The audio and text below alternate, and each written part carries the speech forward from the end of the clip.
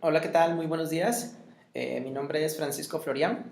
Yo estuve apoyándoles en la parte de soporte en el diplomado en la parte de línea, específicamente sobre el módulo número 5, que tiene que ver con habilidades que tiene que desarrollar el profesional en recursos humanos o en capital humano.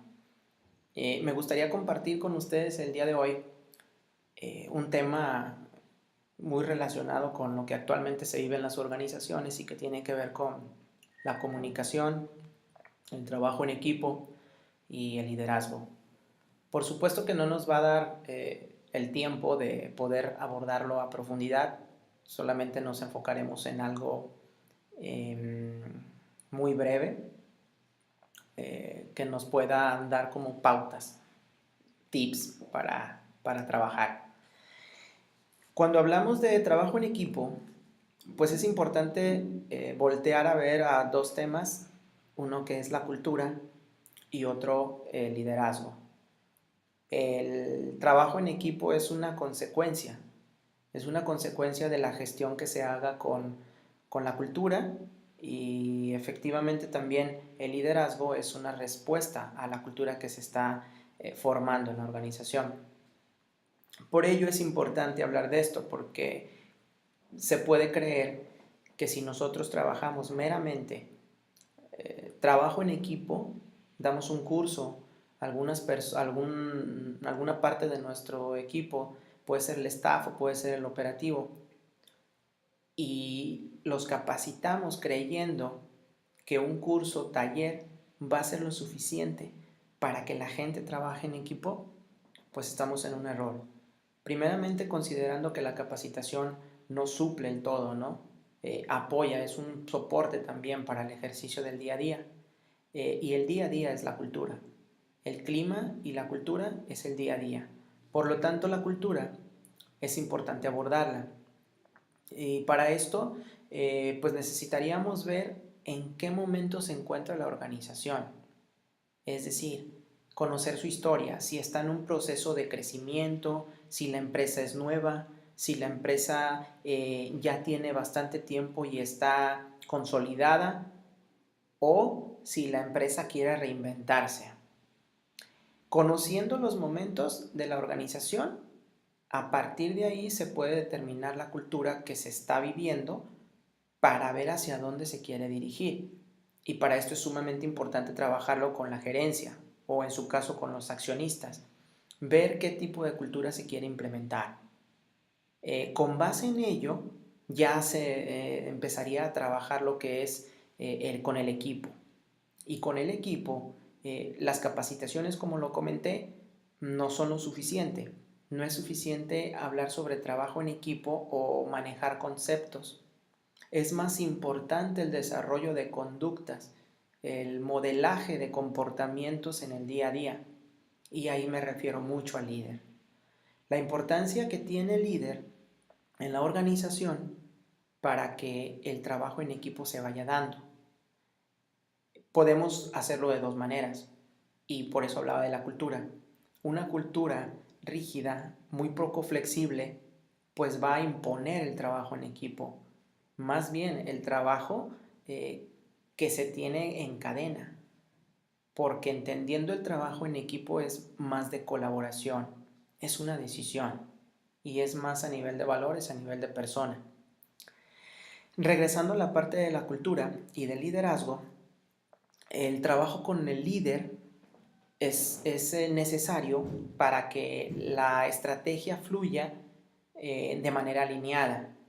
Entonces, primero trabajaríamos con los líderes para saber qué comportamientos esperan de ellos y qué comportamientos no, qué nos dicen los valores, qué nos dice la cultura, para enfocarnos con el tipo de liderazgo.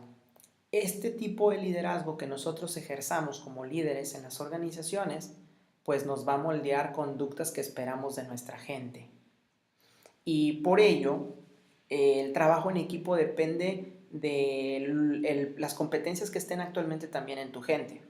Un ejemplo, tengo un equipo que no está profesionalizado y que le falta desarrollar algunas competencias, tanto técnicas para operar en el día a día, como competencias que tienen que ver con la relación. Y la relación interpersonal entra el trabajo en equipo. En ese sentido, tenemos que ver la cultura, si la cultura me está permitiendo el error. Porque en una cultura poco flexible, lo que puede pasar con un error es que la gente o se le intimide, o se le corrija, o se le sancione o despida. En una cultura flexible, en una cultura de aprendizaje, se enseña a través del error. La gente aprende, pero para esto hay unos modelos en donde el líder tiene que entrar haciendo mentoring o coaching. Esto para que la gente se desarrolle. Si la cultura está enfocada en el desarrollo de las personas, el tema de trabajo en equipo es más fácil de lograr, es fluye, ¿no? Si es al contrario, si es una cultura muy rígida, estática, nos genera mucho conflicto trabajar en equipo. De hecho, es hasta contraproducente en ocasiones, puesto que no está preparado el terreno para que la gente se relacione de manera más empática, ¿sí? Por eso mismo, el líder tiene toda la responsabilidad de revisar constantemente sus comportamientos que no tienen que partir meramente de él, sino de unos valores establecidos por la organización y que la gerencia los alinea para que a través de eso fluya. Entonces yo como líder, para trabajar en equipo, lo que necesito es que mi gente se desarrolle algunas competencias técnicas para posteriormente también trabajar. Bien, hablábamos sobre la importancia del líder para la gestión del trabajo en equipo. Y retomando los principios con los que partimos en esta grabación, decíamos sobre el comportamiento, el modelaje que tenemos como líderes para que esto se vaya gestionando y se apalanque o se amarre a través de la cultura. Si la cultura lo permite, si la cultura está permitiendo el error, el aprendizaje, el trabajo en equipo es más fácil, es más sencillo. Si es una cultura rígida, pues vamos a tener trabajo de grupos, pero no trabajo en equipo. Cuando hablamos de trabajo en equipo es cuando yo me identifico con el otro, cuando empáticamente me pongo en la posición del otro para ayudar o colaborar, quizá haciendo más de lo que me compete o quizá haciendo a nivel emociones, permitiendo el espacio para que se gestione. O en una crisis siendo parte de la mediación.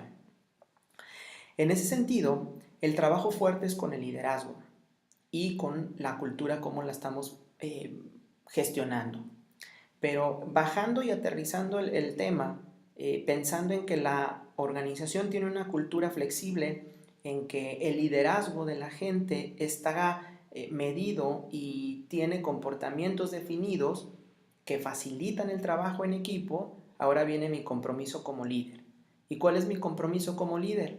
Pues moldear las conductas, no decírselas a la gente, mostrárselas a través del ejemplo, acompañándoles, ir a hacer las cosas, bajar, revisar el proceso, por ejemplo, mapear un proceso, ver si hay un error, si en algún momento hay algún ajuste que hacer o alguna brecha que se abrió del proceso y hacerlo. Esto pues en efecto se invierte más tiempo porque nosotros cuando estamos en una posición de liderazgo estamos en la parte estratégica y la gente que tenemos está en la parte operativa. Cuando yo bajo a la operación, pues entonces mi parte estratégica se queda detenida y probablemente me retrase.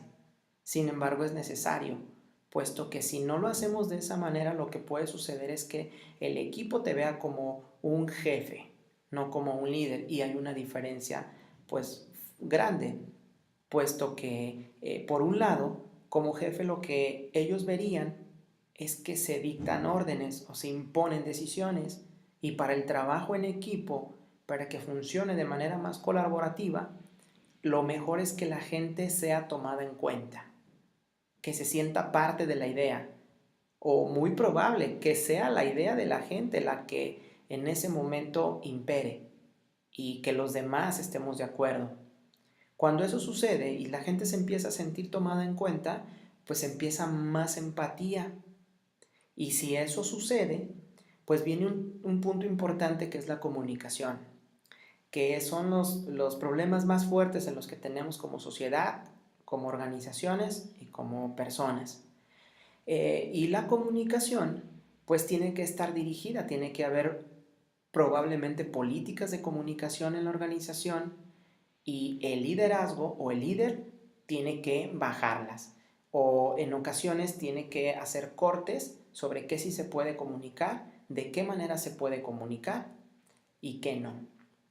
Para llegar a esta parte del cierre de la comunicación, nosotros como líderes, pues en todo momento tenemos que estar siendo espejeados por nosotros mismos.